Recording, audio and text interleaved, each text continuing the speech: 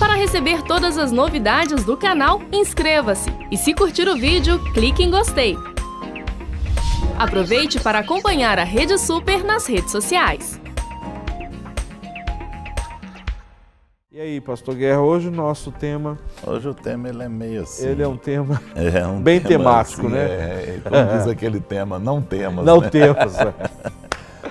Hoje é como sobreviver depois de um erro. Amém.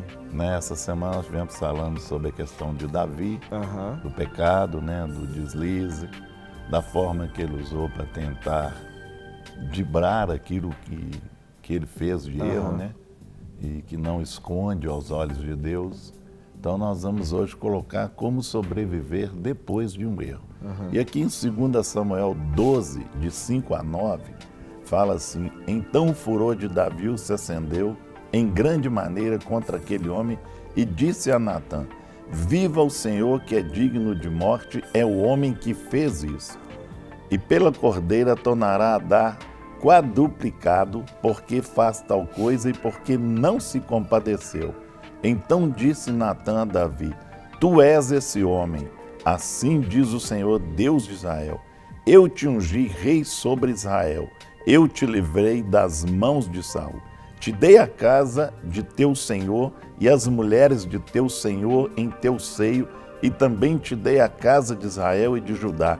E se isto é pouco, mais te acrescentaria tais e tais coisas. Por que, pois, desprezaste a palavra do Senhor, fazendo mal diante de seus olhos? A Urias o heteu feriste a espada, e a sua mulher tomaste por tua mulher, e a ele mataste com a espada dos filhos de Amon. Então nós temos aqui, pode ter certeza que os teus pecados lhe acusarão.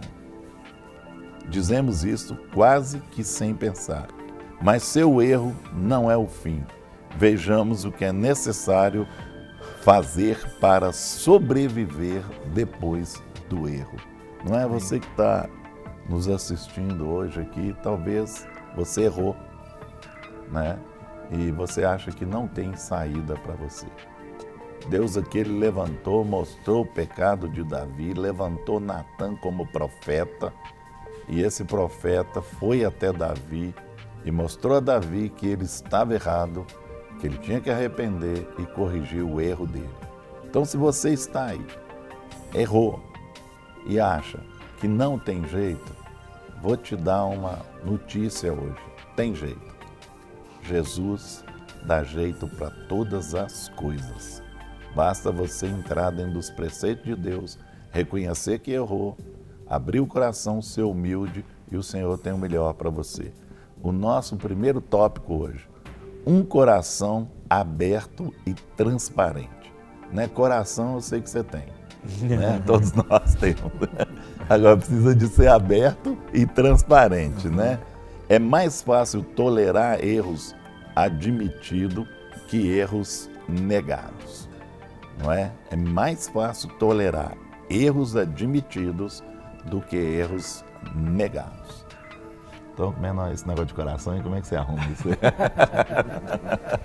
Como que se explica isso?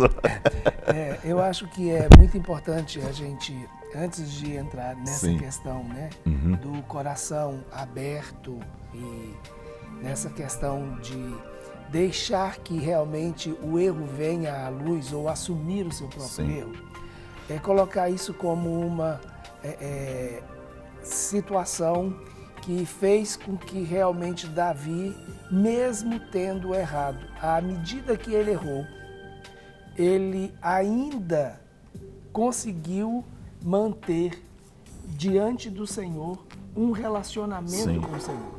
Então, muitas vezes, a gente, né, e nós já falamos isso aqui, mas Davi não foi o homem segundo o coração de Deus?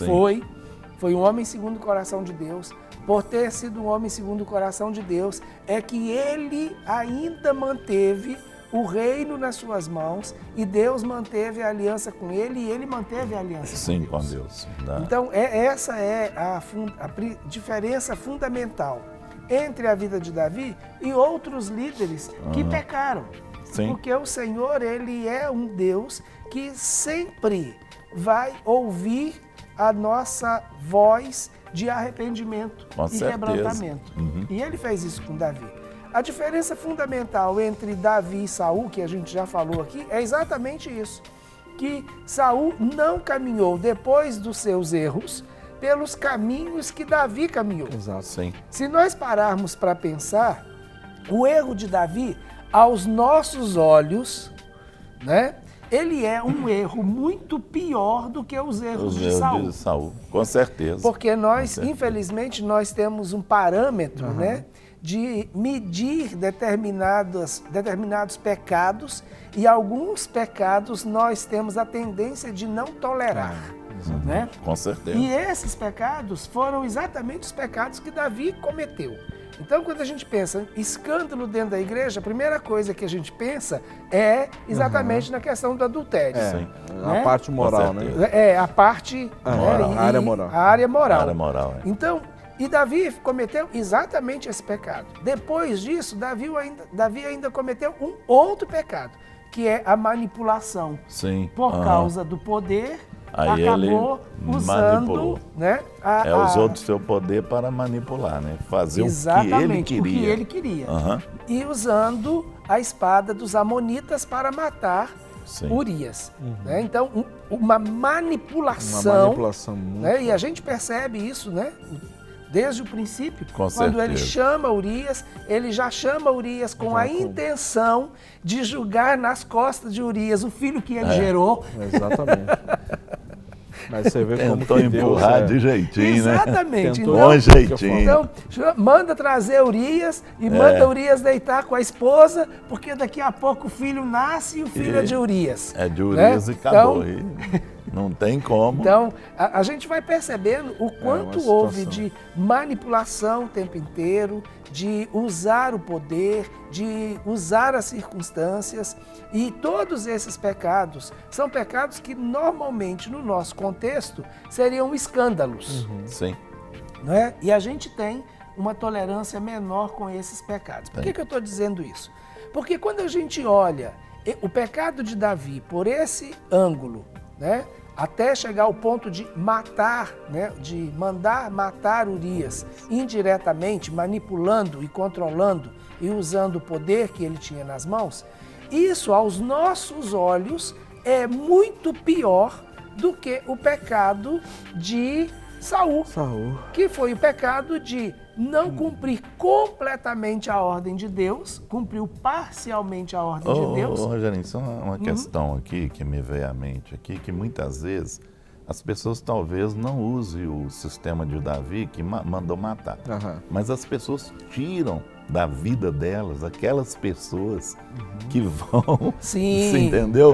Mostrar que elas estão erradas. Muitas vezes a pessoa isola, anula a pessoa, né? Tira a pessoa da casa para não morar mais com ele ali, porque ela vendo aquela pessoa, ela sabe que pecou e que ela tem que resolver aquilo, e aí tira a pessoa de cena, né? Eu quero, manipula do mesmo jeito. Do mesmo jeito. Eu quero chamar o nosso telespectador, né, poder interagir conosco através dos nossos canais de comunicação, né, que é o 3209-3301, que é o nosso CAT, e ali é um atendimento eletrônico. Você ali faz então a opção número 1 e você deixa então a sua mensagem, a sua pergunta, para que possamos então aqui, durante o período do horário do programa, a gente poder responder, né? Ou, se você preferir, então, ao vivo, é o 3253-3320, que vai ser atendido pela nossa produção e depois é repassado aqui para o estúdio, tá bom? Então, nós gostaríamos aí que você pudesse participar conosco, até porque esse tema, assim, ele é um tema recorrente, ele é real, não é? E talvez até com a sua vida ou de pessoas que você conhece, não é? Que estão vivendo situações assim, e muitas vezes como que é difícil a pessoa, sabe, retomar a normalidade, entre aspas, né, da sua vida, né, a questão espiritual, não é, ou seja, relacional, várias situações, né, quando existe um erro ou uma queda, então como que é esse processo de recomeçar, né, ou seja, de voltar a caminhar. Muitas vezes tem pessoas que erraram, pecaram, né? Mas mesmo assim preferiram se manter na posição que estão, nunca abriu para ninguém, nunca, buscou uma ajuda, e a pessoa começa a experimentar, então muitas vezes a sua fé começa a ser enfraquecida, esfriada, não é? A unção começa a ficar escassa sobre a vida da pessoa. O ministério muitas vezes ele é afetado, é abalado, e é sobre isso que nós estamos abordando, né? Começamos a falar sobre isso, então seria muito jóia a sua participação. Amém. Então, voltando na questão de Davi e Saul. Saul foi confrontado por Samuel. Davi foi confrontado por Natã. Mas a gente vê em Saul uma postura e vê em Davi uma outra, completamente diferente. Totalmente. Não é? Então, com certeza. Saul, quando ele foi confrontado por Samuel, ele não fez nada, ele tentou se justificar de que aquelas ovelhas que ele guardou era para sacrificar o Senhor. Né? Tentou então, sair pela tangente, né? Trazer uma justificativa. Em compensação, Davi, quando foi confrontado por Natã, ele imediatamente entendeu que aquele homem realmente era ele e que ele tinha pecado contra o Senhor. Sim. E ele realmente precisava consertar com o Senhor. Então, ele não arranjou desculpas. E outra coisa, né, que você vê assim dentro das entrelinhas, você vê que realmente ele conscientizou até das consequências que ele ia ter. Sim. Até isso, dentro do arrependimento dele, ele assumiu e aceitou as consequências que viriam sobre ele. Foi o que Natã colocou. Ó, vai acontecer isso, tá bom. Não é? Então, muitas vezes as pessoas arrependem, mas não quer ter um conserto, não quer as consequências, né? Tem muitas consequências que até não são assim tão difíceis, não. Tem pessoa que fala assim, ó, você vai ter que ir até fulano e consertar e pedir perdão, mas eu vou ter que ir lá. Vai, é a consequência do seu erro, não é? Você vai ter que ir. É o processo, é o retorno, né? Não é reparar. A pessoa faz, né? E tem hora que não adianta mandar um WhatsApp, né? Não adianta mandar um WhatsApp. Torpedinho não resolve. Não é? Tem que enfrentar a situação. Cores, Aí não quer, mas Davi não, ele conscientizou das consequências e ele enfrentou as consequências, né, que vieram sobre ele. É isso que eu entendo que é determinante nessa caminhada e no que aconteceu com Davi depois dele ter caído e o que diferencia o que aconteceu com Saul e outros líderes depois de terem caído, né? O coração de Davi. Sim. É isso aqui que eu estava falando, sobre o coração aberto e transparente. Aberto, transparente. Mesmo que ele tivesse permitido estar cego pelo poder, manipulando, controlando, mas quando aquilo realmente chega para ele, numa posição de que ele está sendo confrontado, ele realmente entende, abre o coração e fala, realmente, esse homem sou eu. Um coração empedernido, né, que você fala. Isso, feito de pedra. Esse não entra aqui não. Não. Mas não... porque é um coração ensinável. Né? E eu vejo que está muito relacionado, assim, o senhor falando, o Davi, um homem segundo o coração de Deus. Né? Então, isso é passível forte de nós errarmos, né? Talvez não de uma dimensão tão grande como foi o caso de Davi, né? Mas tem outras situações que acontecem de erros, de pecados, né, nossos, mas a diferença de um homem segundo o coração de Deus, ou de alguém segundo o coração de Deus, é que é um coração ensinável, não é? Quando a palavra de Deus, quando a Bíblia diz que nós precisamos ser irrepreensíveis, ou seja, quer dizer que não é achado, situações não resolvidas, não perdoadas, não consertadas entre nós. Então nós pecamos, mas imediatamente buscamos o conserto, buscamos o arrependimento. Se isso envolve alguém, não é algum dano a alguém, então é alguém que reconhece isso, busca, né, o conserto e imediatamente reparar. Obviamente vai ter a questão das consequências, sequelas, vai existir. Sim. Agora, pode existir de uma dimensão muito maior ou menor. Né? Como nós estamos aí falando da questão de Davi, praticamente foi quase 10 anos o processo de restauração da vida de Davi. Né? Para que fosse resolvido tudo que a porta que ele abriu, né? E agora, outras sequelas teve que conviver nas gerações. Né? Ele ficou tão preocupado assim, né, com essa questão que no Salmo 51 ele fala assim: Senhor, não afaste de mim o teu Santo Espírito. Exatamente. Não é? Porque ele sabia que se Deus tirasse dele o Espírito, a coisa ia ficar ruim para o lado dele. Exatamente. Nós temos a participação ao vivo, né, aqui de Araçatuba, São Paulo, que é a Adriana. Bom dia, Adriana. Oi, bom dia. A paz do Senhor. Paz do Senhor também. Tudo bem contigo? Tudo bem. Eu tenho uma dúvida que é o seguinte: a igreja que eu frequentava, o pastor líder lá, o titular, ele traía a esposa, e ele traiu por uns 2 anos, ela mais ou menos. E nesse período ele celebrou meu casamento. E eu queria saber se isso traz maldição para minha vida, para minha família, e como que eu faço para cancelar isso de alguma forma. Tá. Foi o seu casamento que ele celebrou? Meu casamento. Nesse período... assim, na minha família já tem esse histórico de traição do meu avô, do meu pai, tudo. E foi nesse período dos 2 anos que ele estava vivendo em pecado, é isso? Aí ele celebrou meu casamento, eu acredito que em pecado também.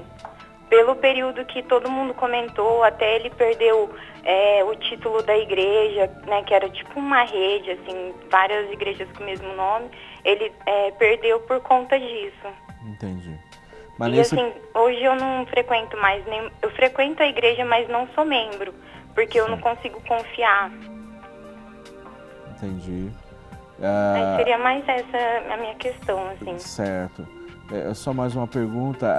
Nesse período, essa informação já tinha vindo à tona ou ainda estava... Não, a gente descobriu no começo desse ano. Eu já sou casada há 3 anos. Ah, tá. E quem descobriu essa traição foi a própria mulher dele, que viu foto no celular dele e tudo. Aí deu... Assim, a igreja perdeu muitos membros, a maioria das pessoas saíram. Foi uma coisa bem triste. Sempre acontece muito isso. Tá joia, Adriana. Nós vamos responder para você, viu? Muito obrigado pela sua ligação. Obrigada, até mais. Um abraço, tchau. Um abraço, tchau, tchau. Essa é uma... Quando a Adriana estava fazendo a pergunta, o texto que eu lembrei foi de Jesus chegando diante de algumas pessoas, e ele dizia: mas Senhor, nós expulsamos demônios, nós curamos enfermos em seu nome. E o Senhor diz: apartai-vos de mim, porque eu não vos conheço. Isso não quer dizer que aqueles que foram curados voltaram a ficar doentes, e nem os demônios que foram expulsos voltaram a tomar posse dos corpos anteriores. Ele não conhecia aquela pessoa como ministro dele, mas ele honra o nome dele. Então, aquilo que foi feito no nome dele, foi feito no nome dele. Então, essa é a palavra e o texto que me veio à mente na hora que você, Adriana, estava fazendo a pergunta.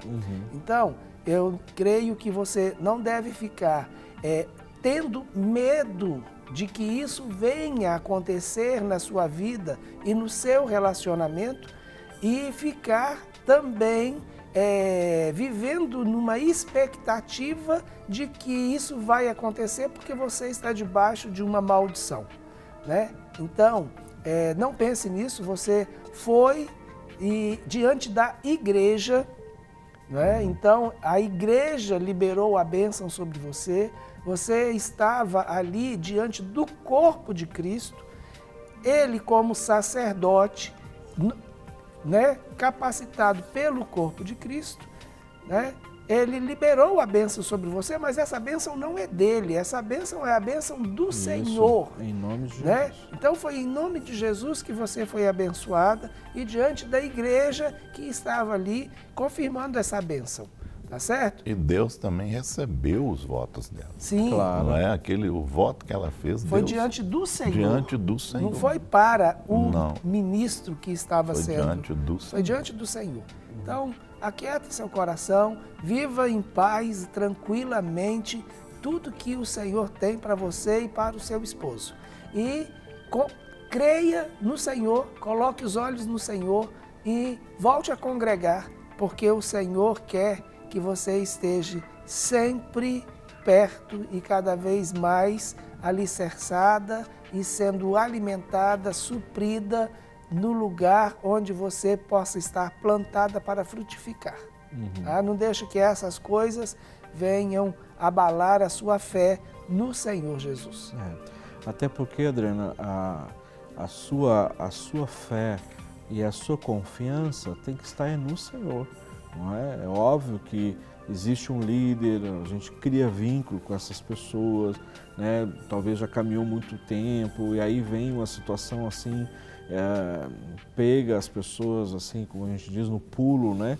Se decepciona, tudo isso a gente entende, isso é real, acontece, a gente trata de muitas pessoas, né, que eram membros de igrejas e tinham uma vinculação, né, um relacionamento muito próximo com o líder ou a líder, e aí vem à tona uma informação como essa, vem aquela decepção, puxa vida, como que a pessoa pôde fazer isso?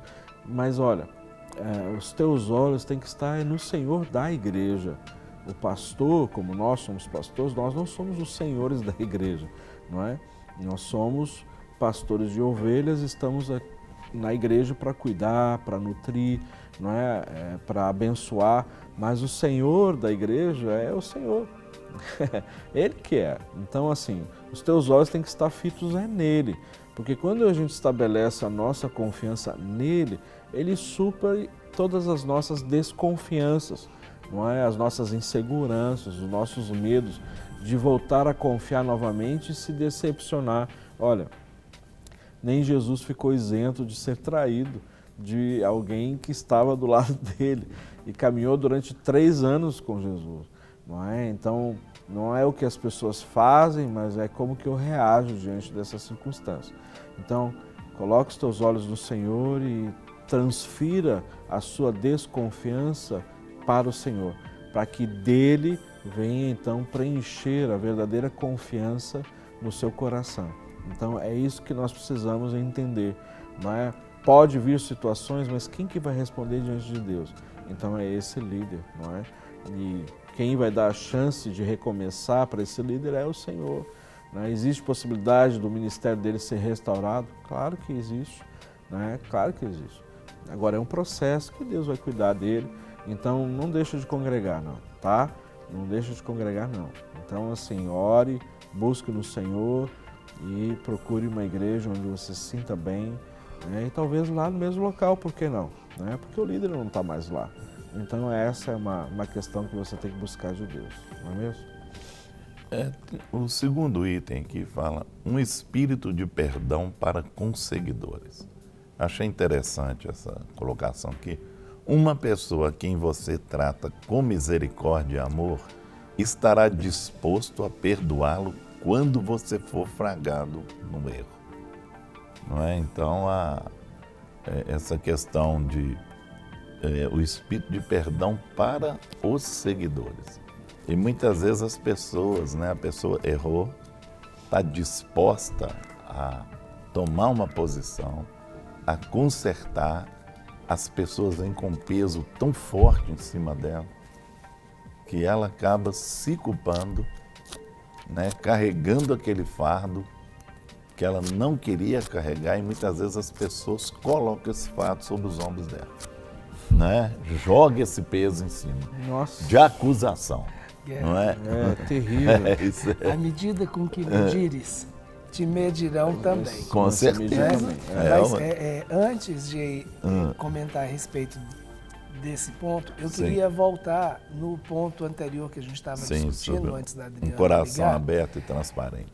Que é a questão de que é mais fácil perdoar um pecado que é assumido do que um pecado que ele fica escondido. Ele é descoberto. E é descoberto depois. Sim, com certeza. Então, por que normalmente nós temos essa tendência, né, de sermos, né, ou tolerantes muitas vezes com um pecado que é descoberto e com um outro que ele aliás, com um pecado que foi confessado do que com um outro que acidentalmente foi descoberto. Com certeza. Né? Porque aí tem uma questão muito interessante que é a situação do engano e da manipulação. Então, se eu entendo que eu errei e eu chego e confesso esse meu pecado, as pessoas vão receber essa atitude de reconhecimento do meu erro junto com o pecado. Sim. E elas não vão se sentir enganadas, traídas, ao ponto de que se eu fico o tempo inteiro escondendo aquele erro, tentando, né, tapar o sol com a peneira, manipulando as pessoas, quando esse pecado vem à luz, aí não vem à luz só o pecado. Sim. Vem a decepção também. Vem a decepção, vem a questão de que... Mas ele ficou escondendo isso o tempo inteiro. O próprio sentimento da Adriana. Com certeza, né? De entender que isso já estava acontecendo há 2 anos e que ela estava enganada. Com certeza. Se ela soubesse, por exemplo, que o líder dela estava em pecado de adultério, ela teria escolhido outro para ministrar o casamento dela. Com certeza. Então, fica, né, lógico, mais fácil, muitas vezes, por causa dessa questão da emoção. Nós temos uma outra participação ao vivo, que é a Kátia, aqui de Belo Horizonte. Boa tarde, Kátia. Boa tarde. A paz do Senhor. Paz. Pois não? É porque eu tive um erro dia passado. Mas a minha filha discutiu e a minha cunhada entrou no meio e eu pus ela pra fora e depois eu pedi perdão a ela e ela não aceitou. Inclusive eu até participei, sabe, da clínica da alma. Sim. Parece que depois que eu participei, tá vindo tanta luta pro meu lado, sabe? Eu não tô aguentando mais. Aí eu fui pedir perdão à minha cunhada, ela não aceitou. Aí depois eu peguei e dei um couro na minha filha, porque minha filha foi reclamar com ela. Então, assim, tá muito difícil por causa de namorado, sabe? Que eu fui falar as coisas com ela e ela não aceita. Então, eu creio que eu fiz um erro, sabe? Então, eu tô me consumindo por dentro por causa disso. Certo. É isso que eu queria falar. Sim, só uma pergunta, Kátia.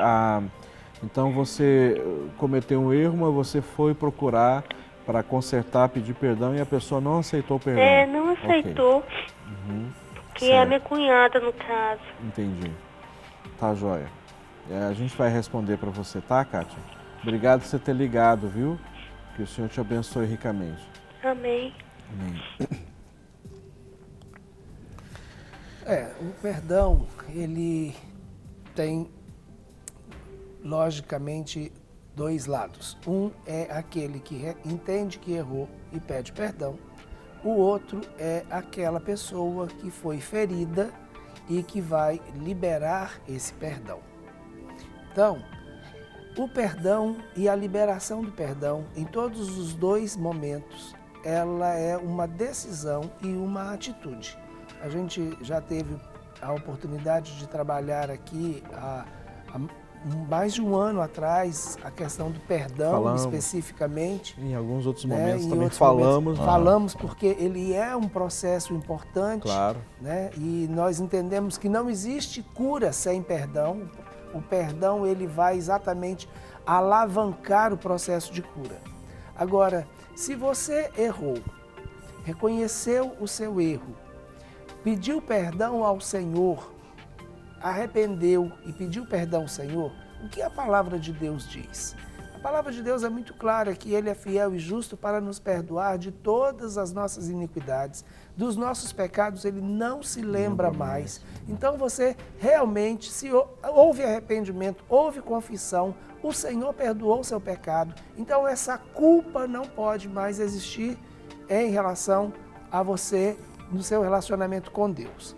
Você já foi a pessoa que você feriu e você pediu perdão a ela. Então, esse é o outro ponto.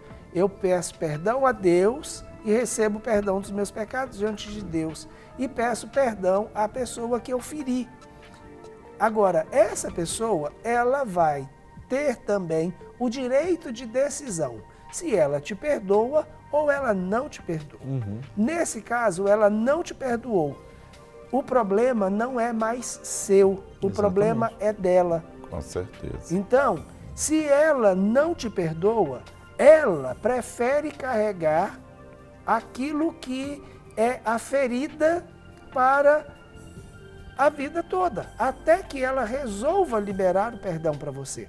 Você já está livre, você já foi, já se humilhou, já reconheceu o seu erro, já pediu perdão, já foi perdoada. Agora, a situação, como você diz, com a sua cunhada, é uma situação de um relacionamento que pode até nunca voltar a ser o que era antes. Pode. Porque não depende mais de você. Né? Agora, a sua parte já foi feita e você, a partir de agora, está livre de culpa. Sabe o que o Senhor Jesus disse para aquela mulher que foi pega em adultério? Aonde estão os teus acusadores? E ela diz, não tem mais nenhum aqui. E aí ele diz para ela, vai e não peques mais. Por quê? Se eles não estão aqui para te acusar, nem eu mais te acuso. É isso que é viver esse benefício do arrependimento, do quebrantamento e do perdão. E é isso que você deve viver, Adriano. Arrependeu, pediu perdão, você está livre. Exato. Acabou. O que você tinha que fazer está feito. O que nós estamos dizendo para você, Adriana, e para os nossos telespectadores? Por ela não ter te perdoado, não quer dizer que você tem que voltar lá e insistir, me perdoa, me perdoa, me perdoa. Não. Você já fez isso, não é? Você já orou a Deus, confessou seu pecado ao Senhor, então a palavra nos assegura que os nossos pecados são perdoados e deles Ele não lembra mais. E você procurou a pessoa, pediu perdão a ela e ela não quis. Então, como o pastor Rogério falou, você está desobrigado a partir de agora. Você está livre. Agora passou para ela a responsabilidade, né, da questão de perdoar ou não. Então cabe a ela, não é? E a palavra de Deus é muito, assim, fala muito forte a respeito disso, das pessoas que não querem perdoar, não é? Então ela está trazendo sobre si então um dano muito grande. Então aí é ela e Deus, ok? Então você não tem que voltar lá e de repente você vai encontrá-la, ela vai fazer cara feia para você, talvez vai virar o rosto, não vai querer conversar com você. Isso não quer dizer que você tem que pedir perdão de novo. Não, você já fez isso, não é? Agora o processo do relacionamento, deixa Deus cuidar disso, não é? Como o pastor Rogério falou, talvez esse relacionamento nunca mais volte a ser o que era, né? Mas aí é ela e Deus, né? Você reconheceu, fez a sua parte, segue a sua vida, não é? E não peques mais, né? Como a Escritura assegura, né? Nós vamos voltar aqui. Um espírito de perdão para com os seguidores. Uma pessoa a quem você trata com misericórdia e amor estará disposto a perdoá-lo quando você for flagrado no erro. Não é? Muitas vezes as pessoas elas esperam uma coisa, mas não plantaram para colher aquilo, né? Sai pisando em todo mundo e depois trata mal e depois erra e quer que aquelas pessoas já venham com o ar de misericórdia para ela. Né? Não vai, isso é muito difícil, né? Eu sempre falo assim, a pessoa vai ter que orar muito, porque são dois lados, né? Tem uns que vão olhar até com jeito de vingança, né? Ah, fulano mereceu. Não é que vai acontecer isso. Então, a gente tem que ver isso aqui. Eu tenho que plantar, porque se amanhã acontecer alguma coisa, algum deslize, alguma coisa, eu vou ter aquelas pessoas com um olhar de misericórdia para mim. E outra coisa, eles vão olhar e vão falar assim, não, fulano realmente ou caiu numa cilada do inimigo, ou aconteceu, porque isso não é do caráter e não é da pessoa dele. Não é? Mas quando a pessoa planta isso de uma forma maligna, né? Então a pessoa fala assim, nossa, fulano mereceu isso, não é? Passou porque ele fez por onde e tal, e aí vem aquela, né, em cima dele, esse é um lado, cobrança. Né? E tem o outro que é, às vezes, as pessoas, até em cima do que a Adriana falou conosco, muitas vezes quer que, assim, errou, pecou, e aí vai lá, pede perdão e quer que tudo volte ao normal imediatamente, sem ressentimento algum, né, e espera que a pessoa tenha a mesma disposição, como se assim, né, pegou um apagador, né, apagou, pronto. Resolveu o trem. Não é, nós estamos tratando de emoções envolvidas. Da Kátia, né, que foi lá. Isso, tem as decepções, tem essa situação toda. Né? O importante é a gente fazer aquilo que nos cabe, como a gente falou, e você deixar as suas emoções, a área sentimental e também espiritual, deixa Deus tratar disso, cuidar, tanto de você quanto das pessoas. Né? É interessante, Guerra, como esse tópico ele é muito claro no próprio confronto de Natan com Davi. Sim. Quando Natan conta a ilustração do homem que pegou a ovelhinha, né, do outro, e ele tendo muitas, o que Davi imediatamente, né, deixa escapar? A maneira como ele julgaria essa situação. Né? Então, e foi exatamente quando ele viu que aquilo que ele estava julgando era ele mesmo, não é? Então, quando ele vira e fala, és tu esse homem? Aí ele vira e fala assim, então o decreto, né, de juízo não pode ser diferente. Com certeza. Né? Não é, aí vem aquele negócio, não é porque eu sou rei que eu vou decretar uma sentença diferente para mim.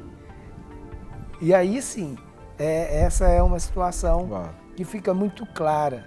Então, se para ele o decreto foi esse, para mim o decreto tem que ser o mesmo. Né? Uma coisa interessante aqui, que foi colocado por ele, fala assim, o fruto do teu pecado não permanecerá. Que o filho dele com Batseba não permaneceu. Então, falou aquele fruto, e muitas vezes dentro de um pecado pode ter perdas também. Claro. Não é? A perda dele foi bem forte. Foi, claro. Que foi uma vida. Não é perdeu, mas muitas vezes dentro de um pecado a pessoa pode perder o quê? Um ministério. Você entendeu? Pode haver perdas. Claro. E são perdas que talvez não vai recuperar na vida toda, ele não vai recuperar o conceito. Ele pode recuperar o ministério, mas ele pode não recuperar aquele conceito que ele tinha. Não é? Muitas vezes vai ter, mas o brilho vai ser ofuscado. Vai ser ofuscado. Para receber todas as novidades do canal, inscreva-se. E se curtir o vídeo, clique em gostei. Aproveite para acompanhar a Rede Super nas redes sociais.